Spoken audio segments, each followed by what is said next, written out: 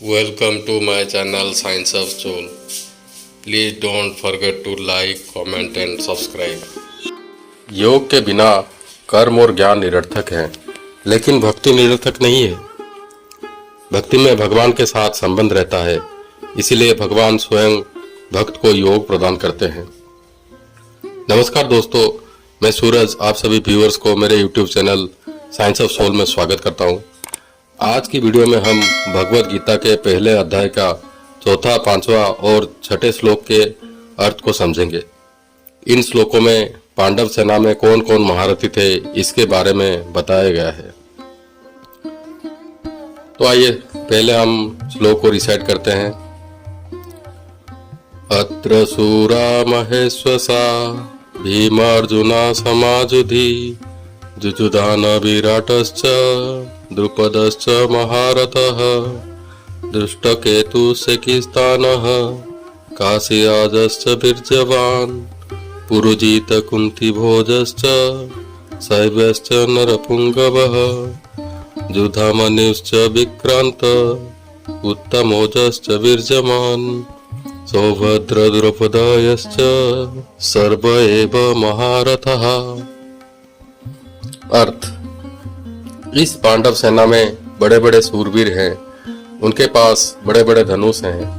वह युद्ध कौशल में भीम और अर्जुन के समान हैं। उन सूरवीरों में जुजुधान सात्यकी, राजा विराट, महारथी द्रुपद, दुष्टकेतु, चेकितान और पराक्रमी काशीराज भी हैं। पुरुजित और कुंतीभोज ये दो भाई और नरश्रेष्ठ सैव्य भी हैं। पराक्रमी युधामन्यु और उत्तमौजा भी है। सुभद्रा पुत्र अभिमन्यु और द्रौपदी के 5 पुत्र भी हैं। ये सभी महारथी हैं। व्याख्या: अत्र सूरा महेश्वसा भीमार्जुना समाजुति। जिसके सहारे तीर चलाया जाता है उसे ईश्वास या धनुष कहते हैं। ऐसे बड़े बड़े ईश्वास जिनके पास है उन्हें महेश्वास कहा जाता है। इसका मतलब है बड़े धनुष के सहारे तीर चलाने के लिए अधिक बलों की आवश्यकता होती है। ऐसे बड़े बड़े धनुष होने के कारण ये सभी सूरवीर और बलवान हैं।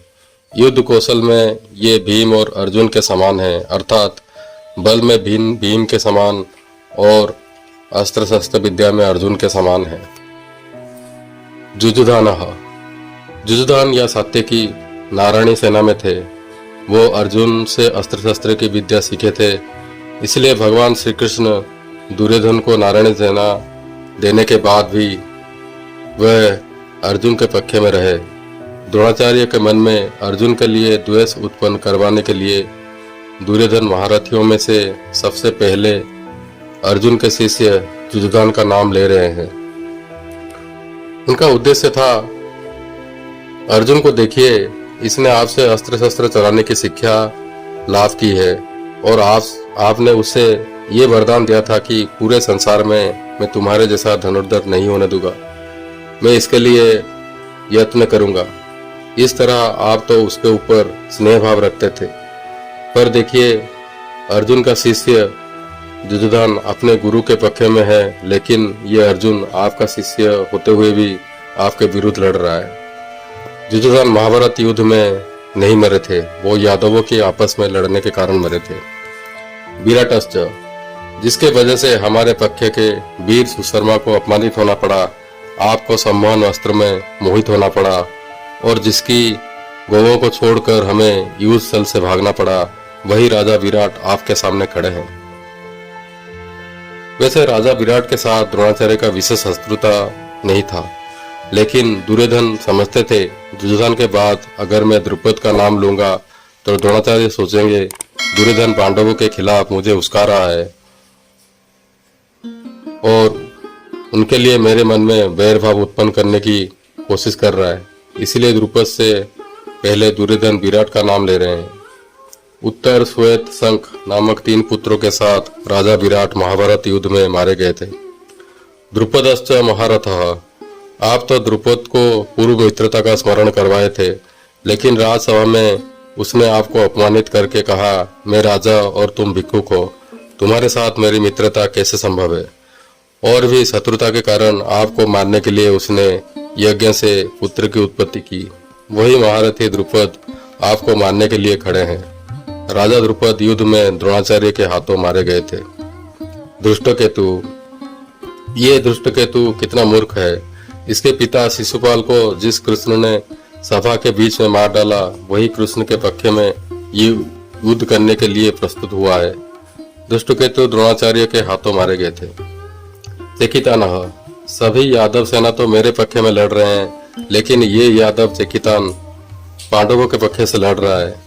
चेकितान दुर्योधन के हाथों मारे गए थे। काशीराजश्च वीर्यवान, ये काशीराज बड़े सूरवीर और महारथी हैं। ये भी पांडवों से सम्मिलित हैं, इसलिए आप सावधानी से युद्ध कीजिए, क्योंकि ये बड़े पराक्रमी हैं। काशीराज महाभारत युद्ध में मारे गए थे। पुरुजित कुंती भोजश्च, यद्यपि पुरुजित और कुंती भोज दोनों माता कुंती के भाई होने के हिसाब से मेरे और पांडवों के मामा है, फिर भी मन में पक्षपात होने के कारण वो हमारे विपक्ष में युद्ध के लिए प्रस्तुत हुए हैं। पुरुजित और कुंती भोज दोनों युद्ध में द्रोणाचार्य के हाथों मारे गए थे। शैवश्च नरपुंगवः, ये शैव युधिष्ठिर के ससुर हैं। ये नरश्रेष्ठ और बलवान है। पारिवारिक नाते से ये हमारे संबंधी है, पर ये पांडवों के पक्ष में है। युधामन्युश्च विक्रांत उत्तमौजाश्च वीर्यवान, पांचाल देश के बलवान और वीर योद्धा युधामन्यु और उत्तमौजा मेरे शत्रु अर्जुन के रथ के पहियों को रक्षा करने के लिए नियुक्त किए गए हैं। आप इनके ओर भी ध्यान दीजिए। रात को सोते समय इन दोनों को अश्वत्थामा ने मार दिया था। सौभद्र, ये है कृष्ण के बहन सुभद्रा के पुत्र अभिमन्यु। इसने गर्भ से ही चक्रव्यूह भेदने की विद्या सीखी है, इसलिए चक्रव्यूह बनाने के समय आप इसके ऊपर ध्यान रखिएगा। युद्ध में कौरवों के मिलकर आक्रमण के कारण अभिमन्यु मारे गए थे। द्रौपदयश्च, युधिष्ठिर, भीम, अर्जुन, नकुल, सहदेव और द्रौपदी के गर्भ से प्रतिबंध्य, श्रुतसोम, श्रुतकर्मा, शतानिक और श्रुतसेन जन्म लिए थे। आप इन पांचों को देखिए, आप इन्हें मार के द्रौपदी से मेरा प्रतिशोध लीजिए। रात में सोते समय अश्वत्थामा ने इन पांचों को मार डाला था। सर्व एवं महारथाः, ये सभी महारथी हैं।